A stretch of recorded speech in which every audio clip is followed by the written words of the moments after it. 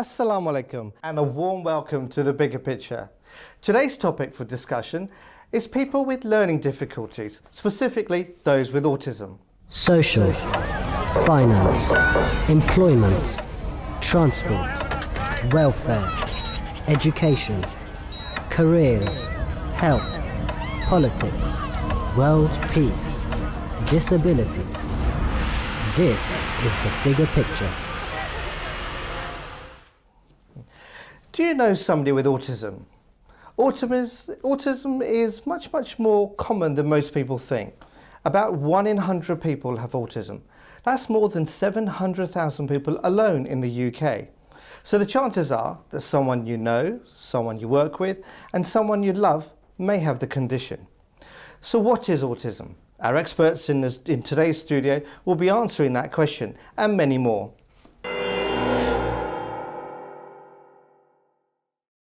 Autism is a lifelong developmental disability that affects how we can communicate and relate with others, and it affects how we make sense of the world around us. We sent out our research team to get an insight into how you know or learn about autism. I don't know very much about autism. I think there's been a few things on TV and a few more books at the moment, but there's not that much. I don't know much about autism. I've never faced this problem before. I don't know anyone who has autism or knows someone, so I don't know much about this. There's different spectrums of autism. Maybe people who've got it are good at focusing on some things better than other people. Maybe I didn't know that on the 2nd of April there is World Autism Day. I know it's a mental health disease. No one in my school, people I know, have it. But if you search up online and stuff, there's loads of information about it. So my niece suffers from autism. So she's more artistic rather than academic.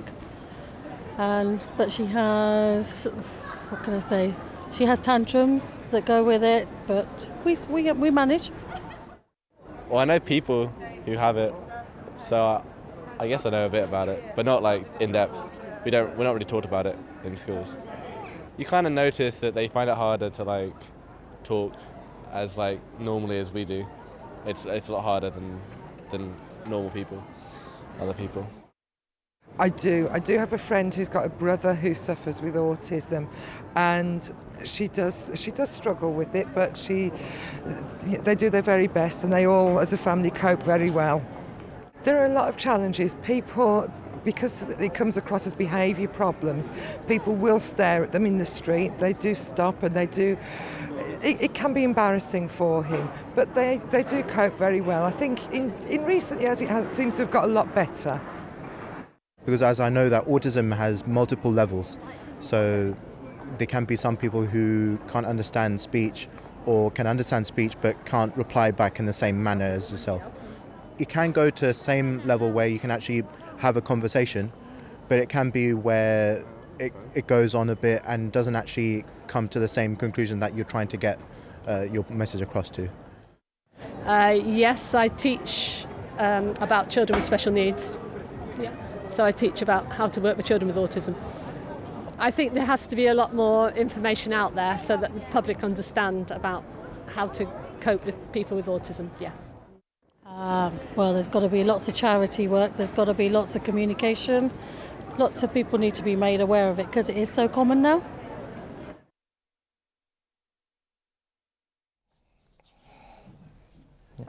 Well, today on the show we've got Cllr Chadwick. She's a clinical nutritionist specialising in autism. Welcome. Thank you. And also we've got Joanne DaCosta Manuel. She's the founding director of Autism Parent Empowerment. Welcome.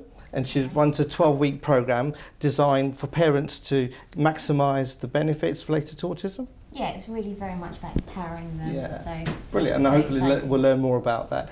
And obviously we have Jonathan Blaine with us. He's our professional career advisor, where you've sent some questions in, and we'll be listening to him later on in the show. And now what we'll be doing is introducing you to the question that you have, where you can win this mug. So we'll just run a quick VT for you and let you know what the question is. Thank you. We'd like to hear your views and thoughts on the topic.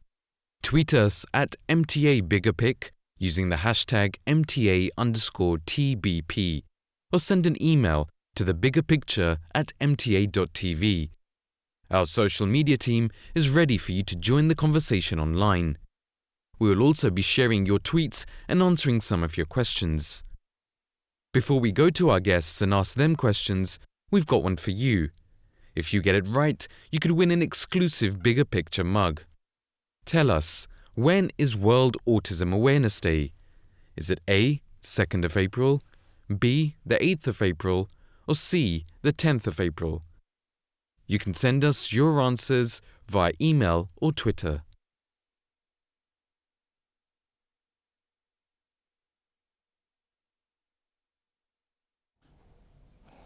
So start tweeting and start sending in your answers to the question that you've just heard. And best of luck to the winner. Let me start by asking my first question to our guest here, Joanne. Joanne, can you explain to us what is autism and how does it impact on the life of persons with autism? Autism really is a triad of impairments, so social communication, interaction and imagination, and that can present itself in so many different ways, from difficulty in processing language, lack of eye contact, especially as a young child. Development of speech can be often quite late. You can see solitary play, and some of those early signs, for example, of social imagination can be seen in a child when they don't perhaps play in the same way as their peers. So, and as you get older and you develop, they often become more apparent. Yeah, and what are the sort of treatment options? And I guess when you're much older, it can be harder, and when you're younger, it can be easier? I mean, that's obviously my passion. It's early intervention and really helping children at a quite early age when their brain goes through this plasticity. But at the moment, it's not that there isn't enough help, it's just there are so many numbers and so many people needing help that services are bursting at the seams, can't really cope, so you've got long waiting lists.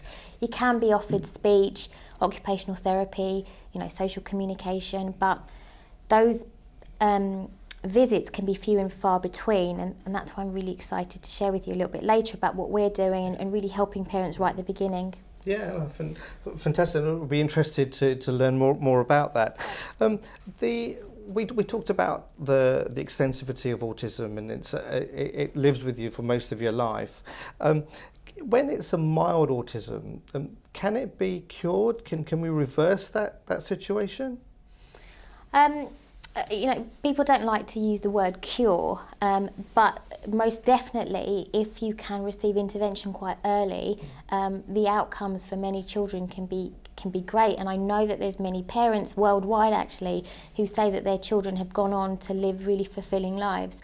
But you do need the right intervention in place and at the right time.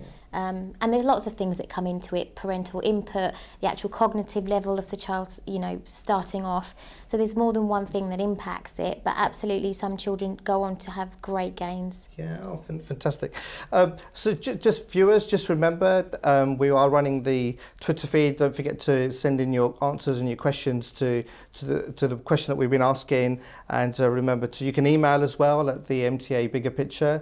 Don't forget to do any of that, and we're waiting for your answers on there. Stella, I want to just bring you in here as well. What's the difference between autism and Asperger's syndrome? Because we hear this a lot. Asperger's is more when there is language, there is understanding, there is not that much difficulty in learning, but tremendous difficulty in social interaction and social communication, and sometimes imagination, but not necessarily. Whereas autism can be kind of a whole array of difficulties, from mild to significant, where there's absolutely no speech and no communication at all. And that communication, when there's no communication whatsoever, it must be so challenging for parents and for individuals as well, and families. Yeah, very much so. And it's also from a health perspective, which is sort of my perspective, it's very difficult because they can't always tell you how they feel, and if something's hurting or they're finding something upsetting them, or you know, the anxiety that they feel is just always comes out as a tantrum or something like that, very sort of external and physical.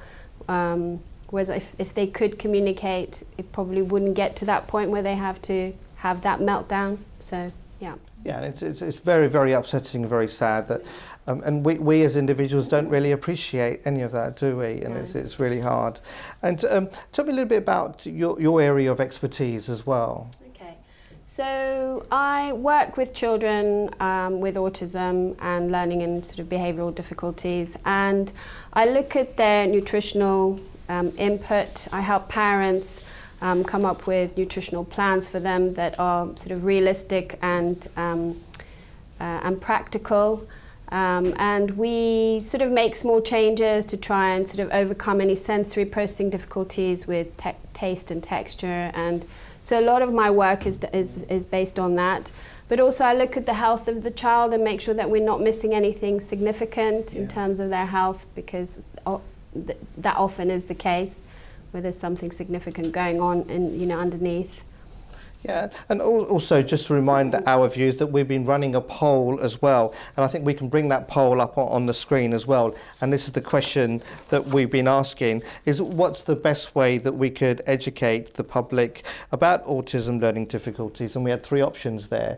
Number 1, teaching in schools. Number 2 was using national TV campaigns and news reports. So that's the poll that we've been running, and hopefully we'll be presenting those results to you later. And then also later on in the show we'll be talking with our MP, the Shadow Minister for schools as well, so we'll get a feel for him, because one of the poll questions there is about education as well, and hopefully we'll be having him on the line as well very shortly. So Joanne, tell me a little bit about your role as well.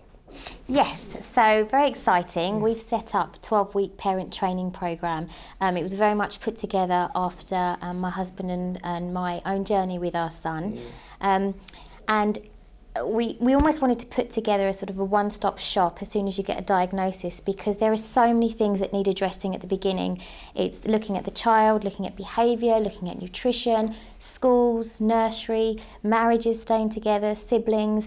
There's more than one thing that needs addressing, and so we've put together a 12-week programme that actually looks at all of them, and it's very much about empowering the parents so that they can learn behaviour strategies, and we're using ABA, nutrition. You know, Stella's going to get them in the kitchen with their aprons on. We won't be sending out recipes. We'll be, asking them to roll up their sleeves and actually cook. So when they leave our programme, they feel empowered to actually implement this stuff at home with their children. I guess parents are quite lost, aren't they? They don't necessarily know what to do. It's extremely difficult, and I say that, and I hope parents resonate through this programme with me, because I'm not a professional, giving them a wish list of things to do. I've lived it. I know how hard it is, and you're walking through a dark maze trying to find your way.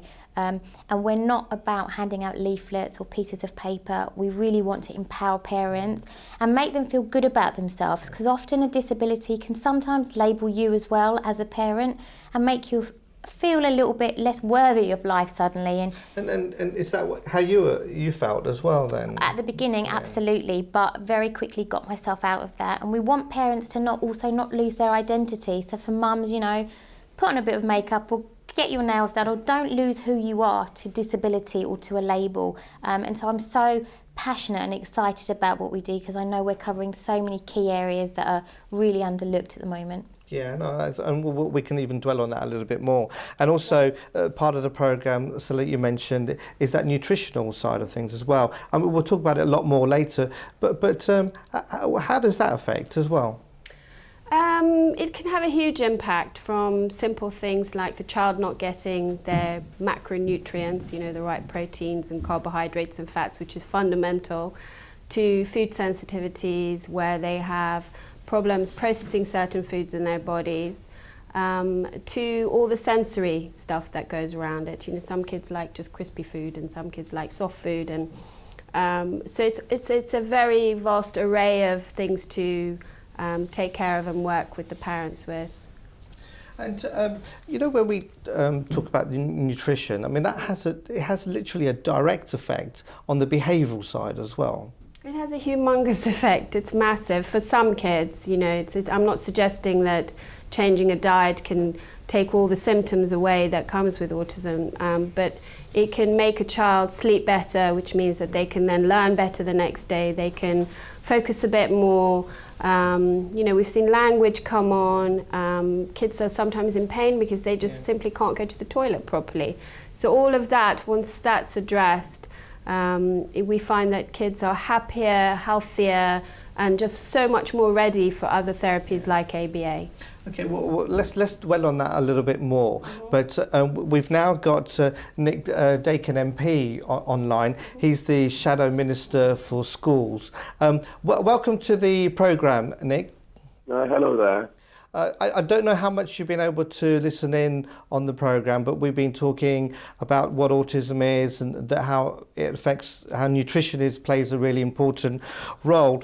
So in relation to that, I wanted to ask you, what are the management strategies for children and adults, specifically in schools? What's the process in there?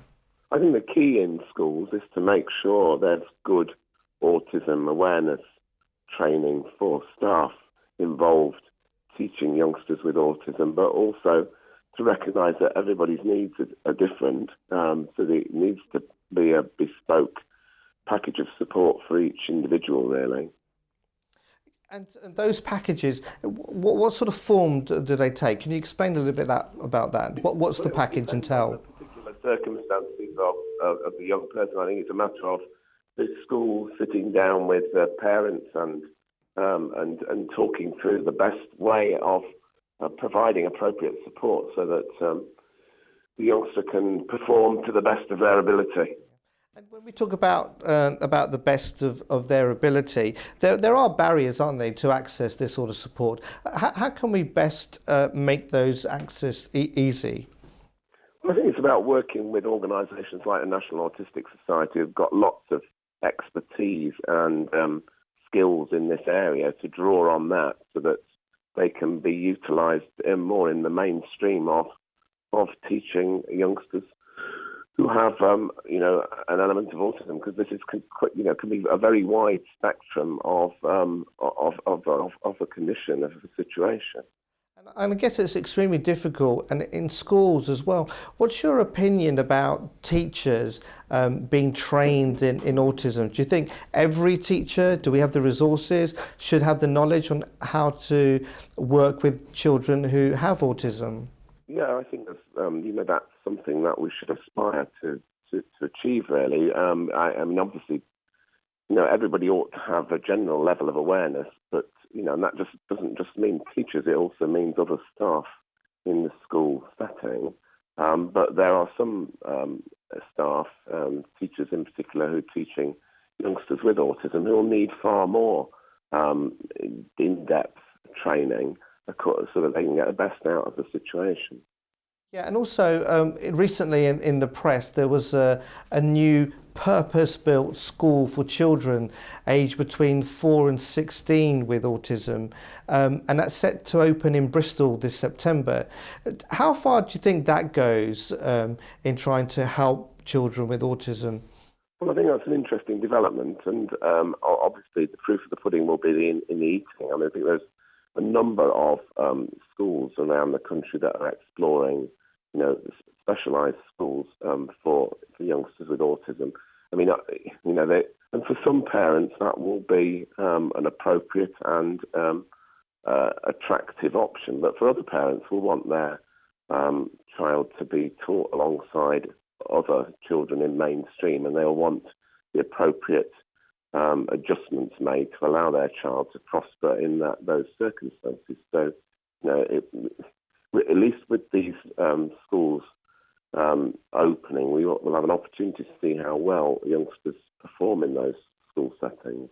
Yeah, no, I agree. And then there's always the question of marginalising as well, isn't it? Because you still want the integration of children in school with children who don't have autism and mixing with children who have autism. And that's what we don't want to do, is marginalise. But I understand where you're coming from in terms of let's monitor it. But I guess it's a step in the right direction. Yeah, I mean, I think the other thing to say is that, I mean, I've been principal of a college, and where we've had youngsters with autism and youngsters not with autism, and the reality is that the youngsters who've got or who haven't, aren't autistic, can gain a lot from having friends who have autism if the situation is managed appropriately. So this is not a one-way street. That youngsters with autism have a lot to give, and which can be of value to the school community and other young people in the school. Yeah, I mean, that's a very, very interesting point. My guests in the studio are nodding their head while you're talking there, because I think that is a very, very crucial point, and thank you very much. But just before you go, I have been asked to ask you the question about what's your views in staying in Europe or leaving Europe, because at the moment it doesn't affect many of us only in the UK, but soon that's going to affect everybody in Europe and much further away if what we decide. What's your opinion? Are you in or out? Well, I'm for remaining in Europe. I think that we have a sense of what Remain looks like, and I think it's a huge risk with the future to opt to leave the European Union, and I don't think that's a risk that it would be sensible to take. Okay, well, thank you very much for that, and I look forward to speaking to you again in the future. Maybe, hopefully, you can join us in the studio as well. Yeah, thank you, Hanif. Look forward to that. Okay, well, that's fantastic. So what we're going to do now is talk to Jonathan, our resident cartoonist. But just before we go, I talked to him. We've got our press highlights as well. So really what we're going to do, we've got the articles that we're going to be talking about later. So the articles that we've decided on this time round to talk about is the Telegraph and why people with autism face a lower life expectancy. And then we've got the Guardian, charities call for mandatory training on autism for all teachers, and then we've got the Wall Street Journal, Hillary Clinton proposing new focus on autism, then we've got the Guardian, mental health stigma hasn't gone away, and that's something we touched on in an earlier programme as well, and then BBC News, the primary secondary school autism school open in Bristol, which we just spoke about with the MP as well, and then we've got Time, the hidden links between autism and genius, which we haven't really touched on in our discussion, and lastly the Independent, a word claims to show life with autism, but it doesn't really speak for my brother and me, so we can talk about that. So what we do now is we talk to John. John, how are you? I'm very well. Let's just get into it, because the time is quite short. One of the questions that I have for you is, have you any idea on the percentage of people who have autism working in the workforce? Well, you'll be pleased to know I've done some research on this. My understanding is that there's 15% of people with autism that are in full employment, which means that there's 85% who are not in employment. Yeah, and that's quite a big number. And what do you think are the challenges that employers have to overcome, or even welcome in some cases, with people with autism? Well, I think that people with autism are different, and employers struggle to understand what the difference is, both in terms of positive and negative. And I think all too often when we talk about autism, we think about negative things, but in reality autism brings certain characteristics that can be incredibly positive, and I think that often employers are completely unaware of what these positive things are. I've done a little bit of research, and I found what to me is like a really inspiring charity that's called the sort of Specialist People Foundation. And they specialise, they've got a programme that is called Specialist Earn, and what they want to do is to create 1 million jobs for people with autism. And they started off in Denmark, but they're sort of working all over the world. And what I've realised, and with my research, is that people with autism have certain characteristics. Would you like me to share these with you? Please go ahead, I think these are sort of positive characteristics. So individuals with autism often display positive characteristics like mathematical, technological, musical abilities. They often have intense interests. They have excellent concentration and focus skills, especially on their preferred activities. So if you've got sort of a role that requires a lot of focus, a lot of attention, they can be very good. I don't have nothing like that. They also have strong visual acuity. So I'm presuming that's when they're sort of looking at things, they've got an eye for detail and that they're able to see patterns. And also that they've got a perseverance, which is very good in solving repetitive tasks and things like that. So John, a quick question. Those who don't have aren't have the syndrome, autism, what about those, what sort of jobs should the other people be looking for?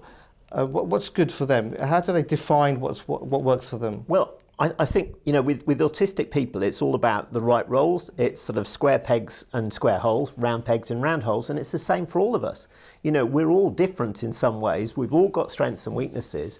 And what we all need to do is to focus on the things that we're good at, which are typically the things that we're passionate about and that we really enjoy. And that makes us happy and fulfilled and enable us to maximize our contribution. So I think it's very important to actually discover what it is that you're really good at, what it is that you're passionate about, and find paths to enable you to do that for a living. Well, I'm sure we'll dwell on those a lot more in further programmes to come. Well, thank you very much for your insight there, John. Okay. Thank you.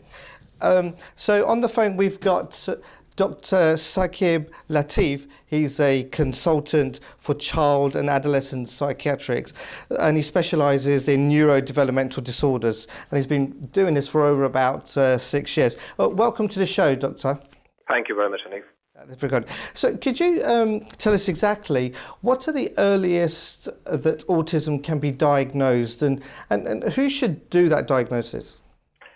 So when we're talking about autism and age, the earliest that it can be diagnosed is around 3 years of age. So after the age of 3 years, yes, most children who are showing classical signs of autism or autism spectrum disorder, they can be diagnosed. Now, who should make a diagnosis is something that is quite variable across the country and across the Europe and the Western world. But according to the national bodies like the National Institute of Health and Care Excellence, it should really be a multidisciplinary approach involving the mental health, psychiatry, but also the child specialist, pediatricians, and crucially, our speech and language therapist colleagues, because we are really talking about communication difficulties. So speech and language therapists have got a very crucial role in that. Then mental health nurses, psychologists, both clinical and educational psychologists, they also have a very crucial role to play. But the most important thing is that it should not be a light task. It should be a multidisciplinary approach, and only after rigorous assessments and thorough assessments using the structured instruments and the background history, only a careful diagnosis should be made. Yeah, so when you mentioned it earlier about parents and in your introduction there, what sort of aspects of the child's development should a parent be concerned about, and what sort of modification, what sort of medicine helps at that age as well? Right, I'll come to the medicine later because I think that's a very important question that may be in a lot of people's mind. But the most important thing to remember about autism, and what I as a clinician would like to highlight and reiterate really from your previous discussion, is that it's a spectrum condition. So it's not a homogeneous label for most of the people and we can clump them together. No. Now it's true for most mental health diagnoses, but especially true for autism when we are talking about, because it's a very dimensional construct, which basically means that the traits are present in most of us or most of the children, especially at an earlier age. Now we have agreed some cutoff for the diagnosis of autism spectrum or autism based on their social communication difficulties. But a lot of children would have some features of that, and that does not make them autistic. The features that, in response to your question, that parents should be looking for are primarily around delay in the development of language, speech. So as a very simple rule, I often tell parents that at the age of 2 years, at most, a child should be able to speak 2 words together, and at the age of 3 years, at the maximum, they should be able to put 3 words in a phrase together meaningfully. Now, if a child is not even able to do that at this age, then that's a cause of concern. But there can also be some other difficulties, and that they can then vary hugely from some stereotypical interest in repetitive activities, or some sensory sensitivities, or some behavioral problems. So any unexplained behavior or some odd behaviors or delay should ring some bells in the minds of the parents to seek appropriate specialist attention. Just on that point, parents, they melancholy, they hug their children consistently and kiss them. And so do you think at that point they can notice the child doesn't respond to the love that a mother gives? Is that an indication as well?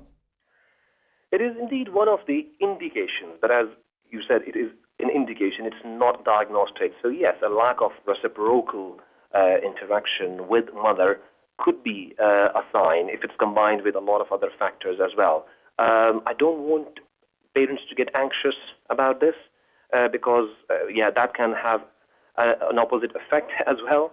But there can be some of these early signs, and parents should first of all seek real specialist help rather than speaking to here and there and really doing internet searches, because that can often lead to increased anxieties, can have negative impact.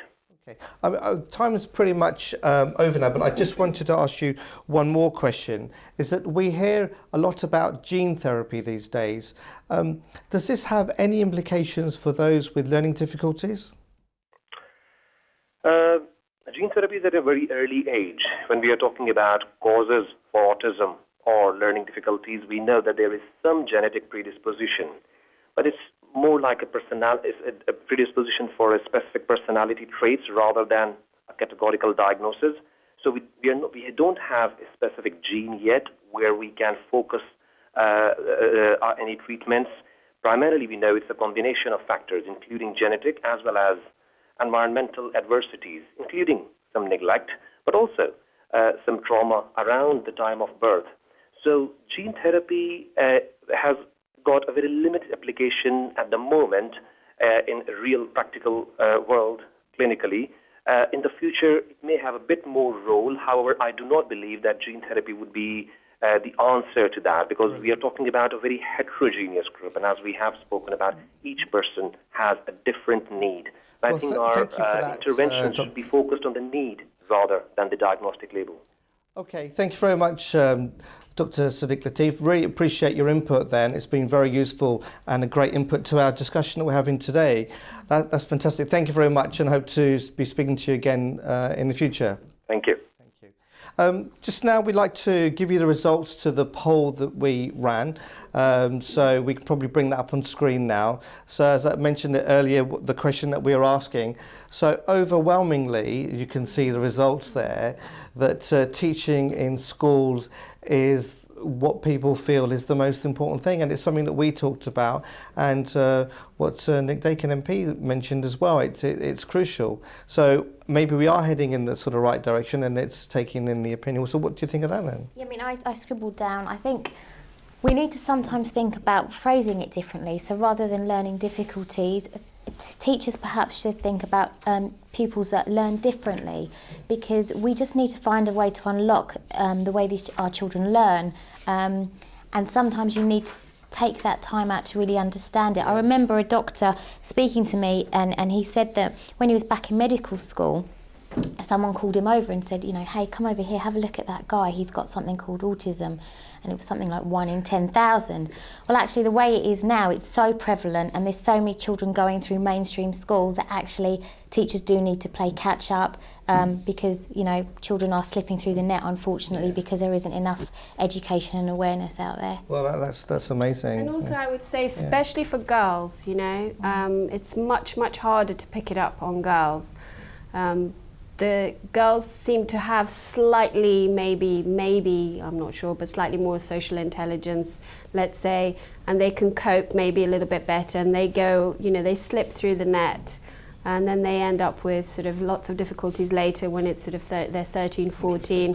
Because statistically, at a young age, more young boys have the condition than girls, and that's probably could be one of the reasons why.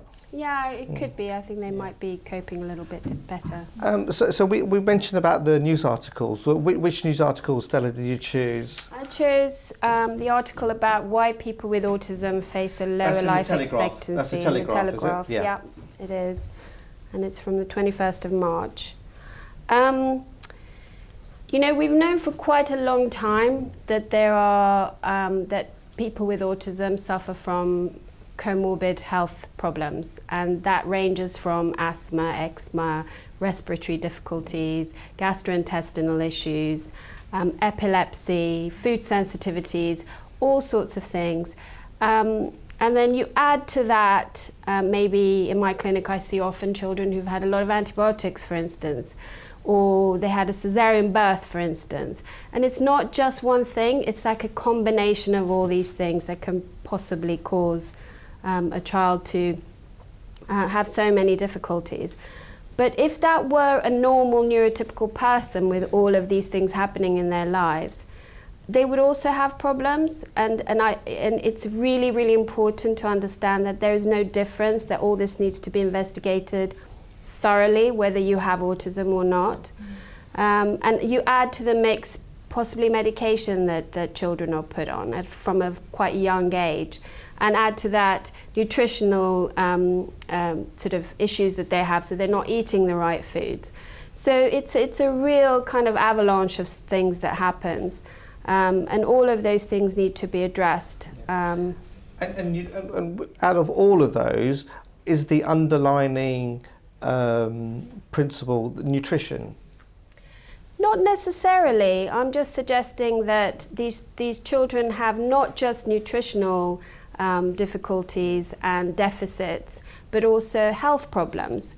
And if a normal person has all of these health problems, that will affect their longevity, their lifespan. So it's no different with children with autism. And it's understanding that it's not enough just to say that they are living less, is to understand why and to address those issues. Yeah, well brilliant. That makes a lot of sense there. Thanks for that insight. And it is a pretty good article. I had to scan through it as well. Yeah. So Joanne, which article did you choose? I actually went on the review of the A Word, which started last week on BBC. And I think, you know, there's lots of people that have come up with lots of different reviews and things to say about this. I think to start off with, we should absolutely celebrate it, because we want people talking about autism. We want it to make more and more people aware. So the fact that it's on a BBC show is brilliant. We've talked about it all night, really. There is a spectrum. We are never, you know, no one is ever going to be able to capture it exactly spot on for each person or each family, because, as we've said, some are severe, some are milder. Some have strengths in one area, which perhaps is a weakness for another. I think the Independent's covered it quite well. Yeah, I mean, this particular article is about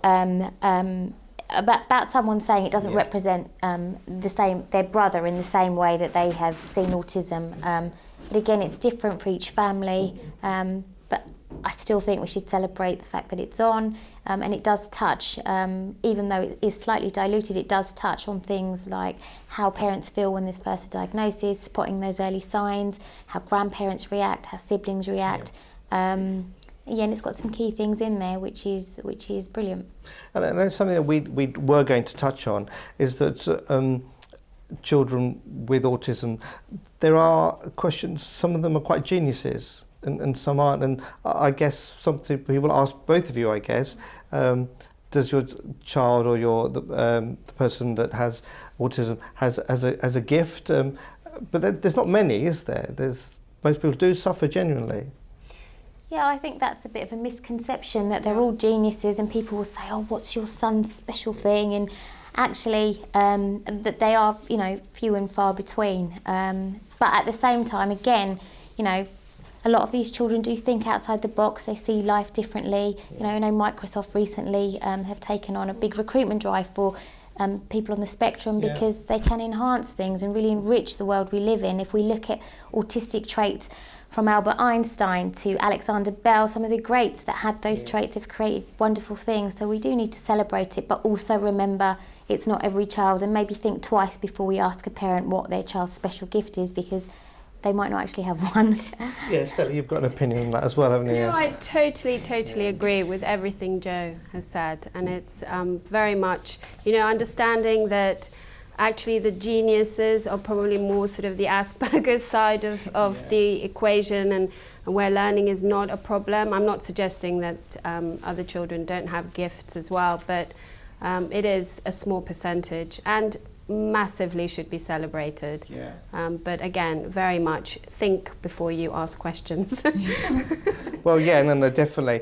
And I think that now that we can probably reveal in a short while who's won the mug, so we'll be revealing that. Can we get one each? Yeah, no, unfortunately not. It's the prize that they can win, and we'll probably be revealing the results on those very shortly. I'm sure we'll be getting those in a little while. So also, John touched on it earlier as well, didn't he, about employment or companies that specialise. You mentioned it also in about Microsoft as well. It's a challenge, isn't it? And it's about creating the awareness is important. Yeah, very much so. It's like the spectrum that it is. There's lots of things that have to be put into it. It's not just about the health of the body, but everything else that goes into it. Yeah. Well, anyway, we're now going to reveal the answer to the question, and we'll see who's won the prize. Can we see that on the screen at the moment? So this is the question that we had asked. We said, can you tell us when World Autism Awareness Day is celebrated? And the answer to that question is, well, I know, it's A. There it is, the 2nd of April, and it's not far off to today's date, so hence why one of the reasons that we thought today would be a good idea to talk about it, and we can play our part in raising the awareness. I don't know. Right, so is there any way that between yourselves, choose a number through the algorithm between 1 and 12, and one lucky person will win this prize?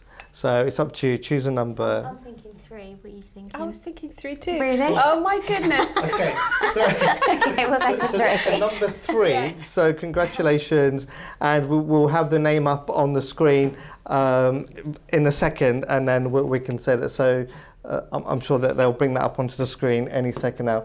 There you go, Farhan Khalid. Congratulations, Farhan Khalid. So we'll be sending you the bigger picture mug to you as soon as possible. And congratulations, that's fantastic. Well, thank you for giving us that.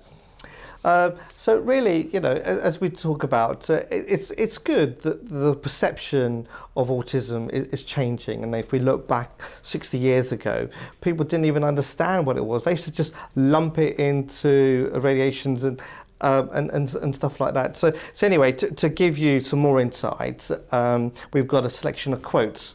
So we can play them for you now, can we?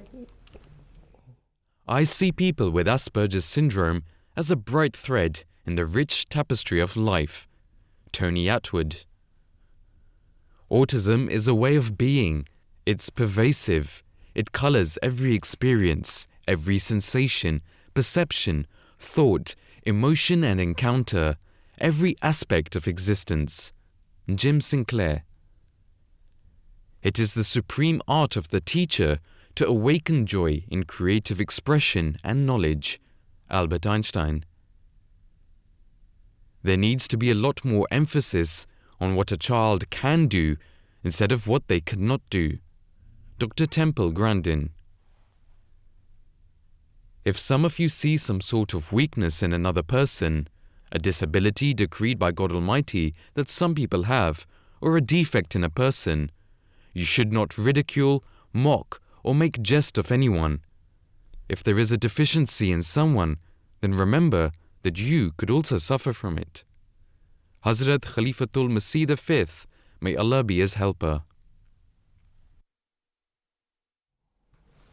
Well, I guess it's good, like programs like the Bigger Picture, raising the awareness, and now we've got the World Autism Day celebrating on the 2nd of April. And I guess we should encourage our viewers to do something to raise the awareness.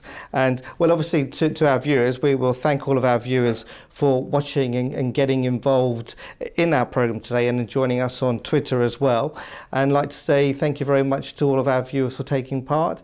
Thank you very much for joining us in the studio today, and next time we'll be discussing the International Space Station. It's a large aircraft that's in orbit, and it's the home for many crews and astronauts, and so we'll be talking about that, letting people know more about that. Well, thank you very much for you here in the studio. Thanks to all of our viewers around the world, and that's bye from all of us from here today. Thank you very much. Bye for now.